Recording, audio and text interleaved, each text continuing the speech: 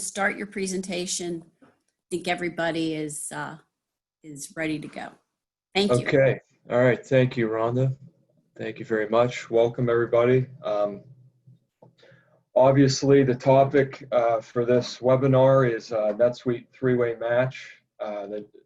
As you know, NetSuite comes with a standard three-way match workflow.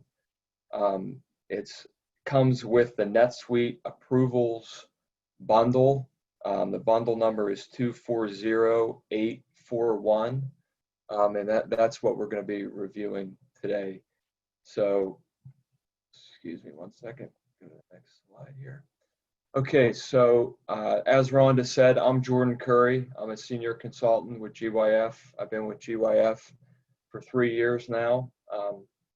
Worked with NetSuite for about six or 7 years. I've lost count at this point. Presenting with me today, bringing a real life scenario of someone actually using three-way match will be Tyler Ballou. Tyler, are you muted right now? Can you? I'm unmuted now. All right, Tyler is the assistant controller at Durabond. Durabond is a manufacturing company in Pennsylvania, and they are using three-way match. So Tyler can provide some real life use cases and will be a good resource. And we're using Durabond as a use case for this webinar. Okay, so just to start out, we'll just talk about, I'm sure most of you know, but what three-way match is. So obviously you want to ensure that you're not paying for goods and services that have not yet been received. We want to review for pricing discrepancies. And really it just involves the comparison of 3 records, vendor invoices, the bills that you receive, item receipts, and then the purchase order. So the goals and objectives of NetSuite's three-way match. It identifies issues by highlighting specific variances between transactions, allowing approvers and buyers to quickly address the issues without having to manually, review all 3 of those records. Ensure that inventory levels are accurately maintained. Ensure that cost variances, eliminate cost variances to ensure there's no overpayment for the items that have not yet been received, or any item for that matter. And really, as I said before, eliminate the need for the manual verification by someone actually having to go in and view all 3 records, because depending on the number of accounts payable transactions you're doing on a monthly basis, that can be a very cumbersome process. So again, here's just a little diagram of three-way match that NetSuite has. Again, you have the purchase order, the original order to the vendor, then you get the goods in through the item receipt, and then the vendor bill. So we want to take all 3 of those records and compare them both for quantity, make sure everything was received, and make sure the amounts are consistent with the purchase order. If everything's good, then it's approved. So in the three-way match workflow, the approval occurs at the vendor bill. So it's really a vendor bill approval process with checks against the purchase order and the item receipt. Okay, so before I get started with the kind of the scenarios in the next slide, Tyler, can you say something really quick about, for specifically Durabond, what you were looking to get out of the three-way match workflow within NetSuite? Yeah, sure. So our purchasing process, due to the nature of our manufacturing, we have a lot of purchase orders, a lot of quantities, a lot of activity in general. And sometimes our purchase orders in and of themselves are huge. lots of items, lots of quantities, and through this, we end up having to have multiple receipts against them, partially receiving, partially billing, and we get goods, in clips here and there, and it was just becoming very, very cumbersome for our AP personnel to manually go in, find the PO, then find the line on the PO, and then find the different billing lines that they need to use, and it just became very, very cumbersome. So that was one problem with it, and then another problem was it was taking a long time to get our AP entered sometimes. If we were waiting on receipt documentation, if we couldn't track it down right away, our AP was lagging significantly sometimes. So with three-way match, that did allow us, we instituted a process to, as soon as AP gets a bill, enter it, go to the PO, bill it, enter it exactly as it is on the bill, and let the system find anything that's wrong with it. And so far, it's working very, very well. Awesome, thank you. So yeah, we found that one thing, I've seen in my experience, it really increases the communication between, the accounts payable department, the receiving department, and the buyer. Really, any variances can easily be identified across the board without having to send a bunch of emails back and forth. So, okay, so I'm going to move on to the next slide here. So Angie McCoy, as most of you probably know, wanted me to say this initially, is you don't want to throw, there are some limitations with the NetSuite three-way match workflow out of the box. But an important thing to note is you don't want to throw the baby out with the bathwater, meaning that you definitely want to work within the bundle that NetSuite provides. So if there's any customization that you need to do with it, which most companies would need to customize the bundle, you want to do it within the bundle that NetSuite provides. That allows you to keep some of the core functionality that the bundle provides without having to redevelop those steps.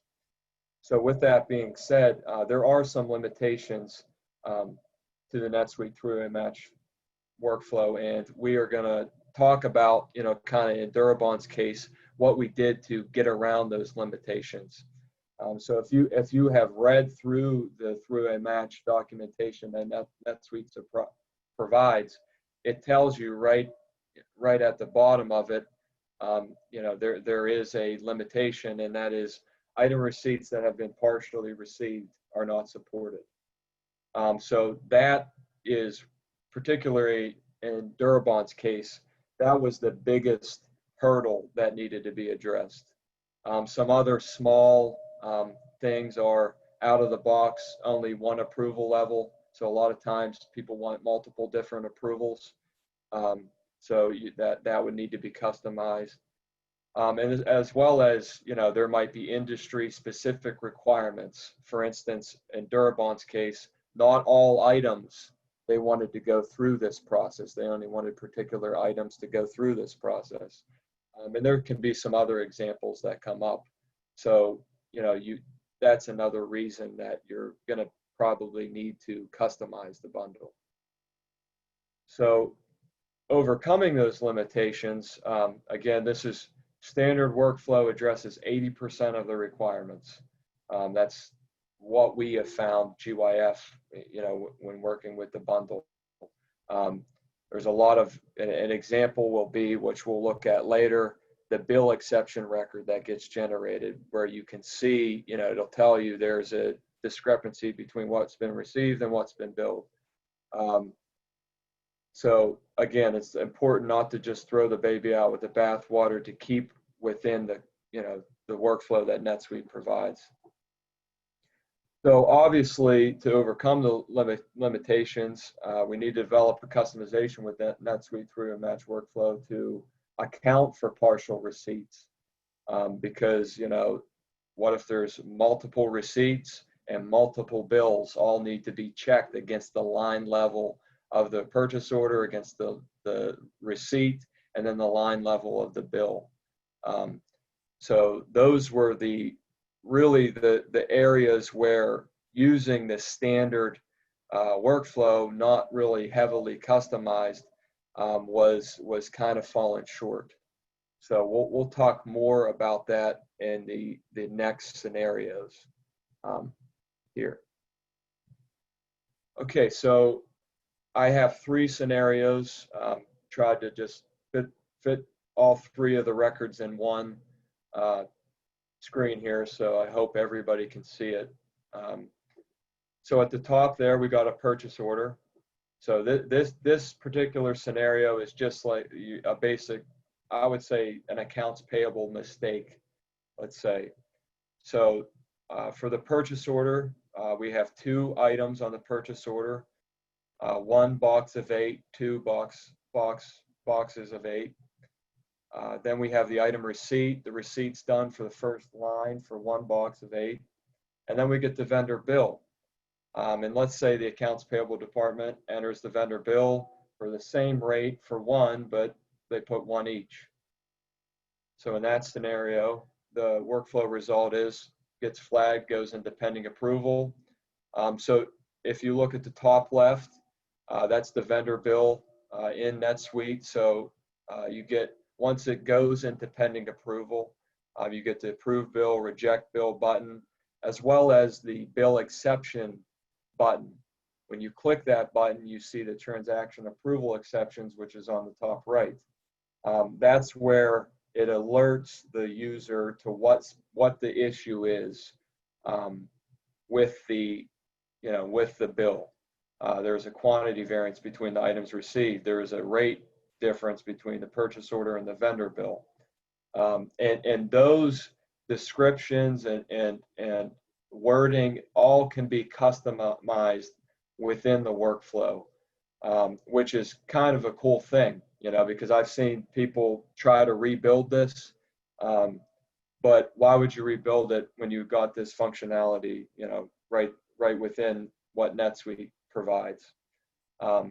So the bottom screenshot there of the vendor bill is the main body of the vendor bill, and this is part of what was customized in this case to meet the requirements. So you see we have the bill receipt quantity difference, and then it shows you the received quantity difference amount, as well as the PO vendor bill rate difference, and it shows you the amount there as well. So those are additional things that the user can kind of see to be able to troubleshoot the issue. But so those fields are really what we GYF developed to customize to meet specific requirements, and all of these are at the line level of the transaction. So in our particular case, for this one, the unit of measure was wrong. It was a box of 8. We received 1, so there's a 7 quantity difference, and the rate difference is also different as well. So it caught that mistake. So at this point, we could do 2 things. The accounts payable person could go back in, edit the bill, correct it, save it, and it'll go back through the workflow. Or the purchasing department, in which this case, the purchase order for Durabon's requirements goes back to the buyer who originally entered the purchase order first for approval. Then once they approve it, to the supervisor. So there's a 2-level approval process. So the buyer could also say, hey, something's not right here. So just to check it. So that's example 1. So example 2 is just a quantity variance. Okay, so we have the purchase order for 10, and then the second line for 15. So we do the item receipt. So let's say the first line, even though 10 were ordered, we only received 5. and then we receive the full second line. The vendor bill, we get the vendor bill, and we have 10 on the first line, so the full quantity, and then 15 on the second line. So again, the workflow catches this. It sends it into pending approval. You have your bill exceptions record that gets generated, and then it flags it for a bill receipt quantity difference because of the 5 that have not yet been received. So this would go to the buyer then for them to approve and say, yeah, we're waiting on the other 5. Okay. So the third example is a rate variance. Okay, so again, we have the same 2 lines. Note that the first line is for 100. Okay, so we do an item receipt for the first line for 5, and then we get the vendor bill. The vendor bill is for the correct quantity of what was received of 5, and it's at a rate of 110. Okay, so it's at a different rate. So again, the workflow catches that, puts the vendor bill into pending approval, and sends it to the buyer. And it catches there's a PO vendor bill rate difference at the line level. So when we talk about the standard workflow versus what was customized and what's available in the standard workflow, in the standard workflow, there's about 20 preferences that you can go through to, kind of set up how you want the workflow to flow. You'll notice in the documentation when you initially set it up that there's conflicting preferences. So it's a lot when you dive through the different scenarios of what can happen. If you don't believe me, just ask Tyler. But you can go through those scenarios, but really why in this particular case we had to customize it was it was falling short really with the partial receipts. So comparing at the line level the rate and the quantity that was received. So with that being said, Tyler, if you can speak to a little bit of, now that you're using the workflow, any areas that you've seen that are being improved, and then also, because you did a lot of testing with the standard workflow, if you want to speak to any areas that, where it was falling short, you can add in there as well. So. Sure. From a company perspective, we have an AP person at each of our locations. We were able to divert some of their time into other areas of the business, helping us with some inventory analysis, and it freed them up to do more value add stuff for the business as opposed to just going through and checking receipts and, making sure rates agree to the PO and emails. And it's definitely saved a lot of time there, and has made us more efficient. As far as the different scenarios go, we tested all. It would be hard for me to nail down certain examples, but we tested everything from getting bills before receipts, or having received maybe 9 out of 10 items and then getting a bill on it, rate differences, any type of different scenario that we could do, we certainly tried to accomplish that. I will say Jordan and GYF in general was really, really, really good at finding, us coming with them with the errors that we were finding and coming up with a solution to write a new rule in order to catch something like that. Jordan was able to find, some type of rule that he could put into place that would fix any of those issues. As far as specific examples go, that's about as it's a very broad question. It is. It really is. One example I could think of is just getting into the partial receipt. So example, you could have a bill for 10, you could have a purchase order for 10 and you receive 5, but then you get the bill for 10. So again, partial receipt, the bill will go in as approved. So that's kind of why if I go back to the previous slide, these additional rules, as Tyler said, were added in to kind of monitor that. So again, we don't want to throw the baby out with the bathwater. It's a great workflow, provides a lot of functionality that you can work within, but it is very customizable where you can add in checks, your own specific rules to things that are problem areas to address those issues. So thank you, Tyler. So with that being said, we have some time now. If we want to open it up for any questions from anybody, I'm available. So.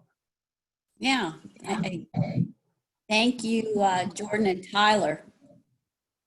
Does anyone have questions? And a lot of times, you guys do such a great job. We have no questions. They completely understand, but yeah, anyone?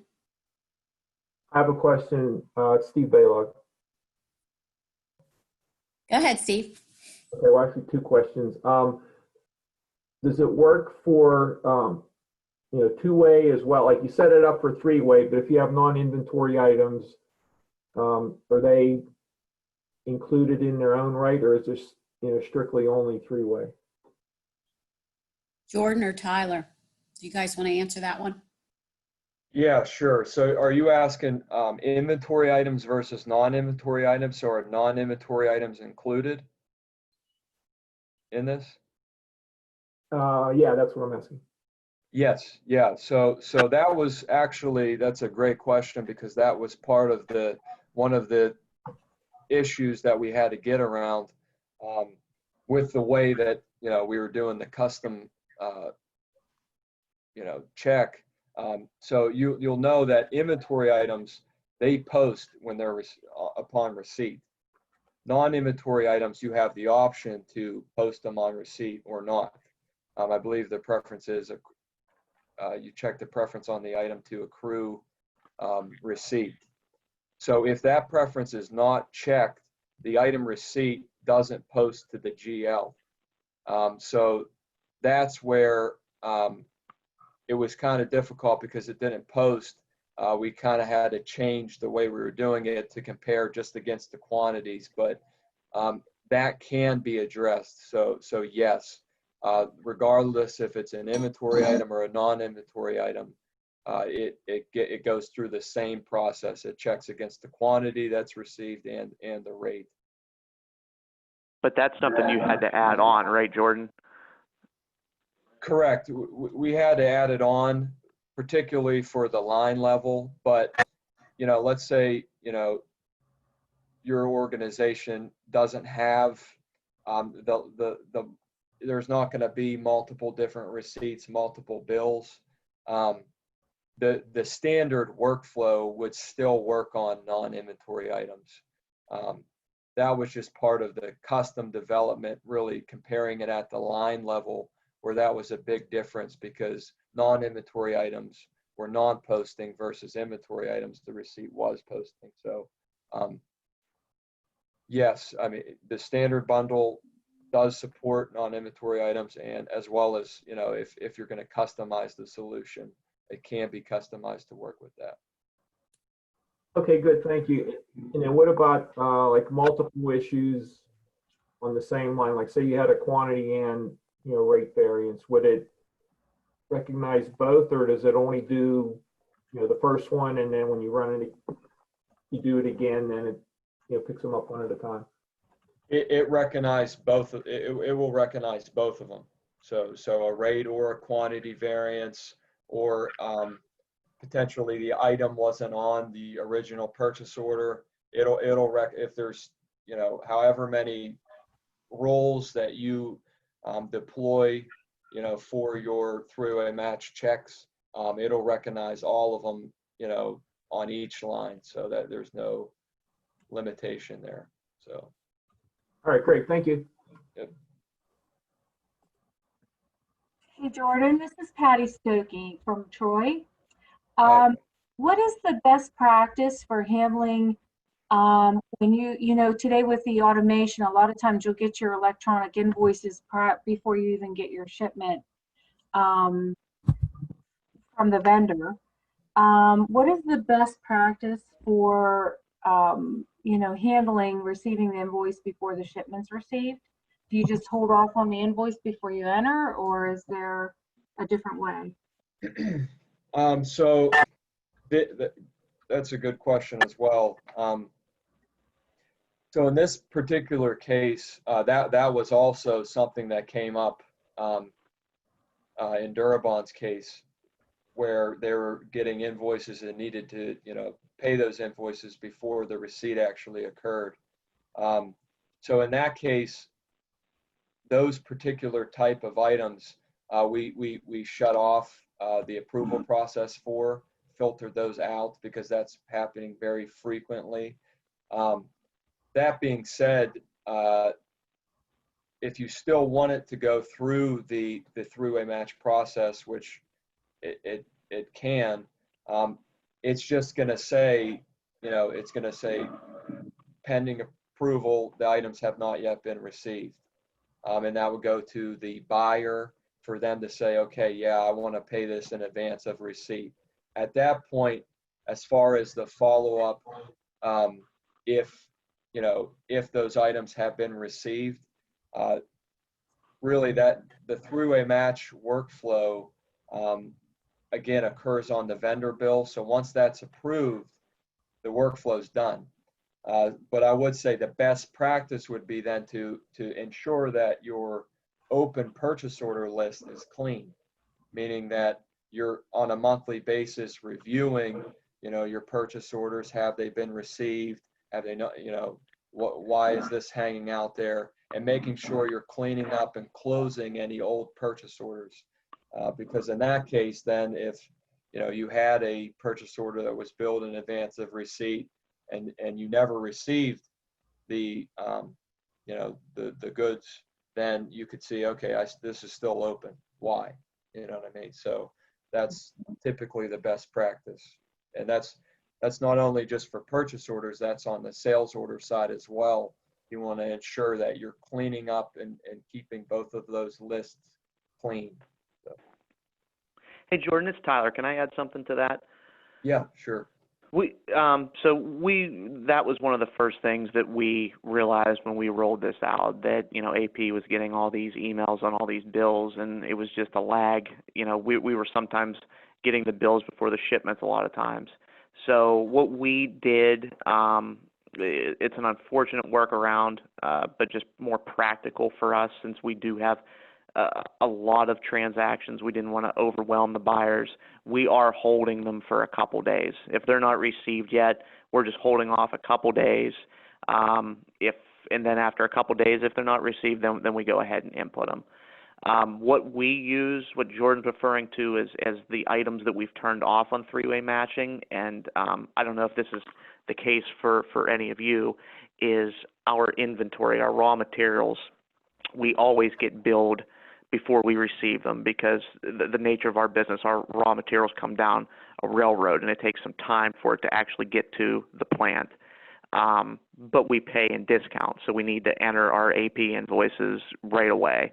So we said, we have, through reconciling month-end inventory, we have enough controls and approvals in place to know that we receive everything that we bill and that it's the correct rate and all that stuff, that we just went ahead and turned off three-way match on just our raw material inventory items. So all those bills would just go through as approved. Thank you. That makes sense. Thanks. Anyone else? Okay. We will post this recorded webinar so you can review it again if you'd like on our PittNUG website. Feel free to reach out to me if you have more questions for Jordan, or want to learn more about it. Yeah, just send me an email or give me a call. And that's it. I want to thank Tyler and I want to thank Jordan for taking the time to do this presentation. You guys did a really great job. And look for the next PittNUG webinar email to come out probably in a couple weeks. We'll have it in August. So thanks, everyone. Thank you. Thanks, everybody.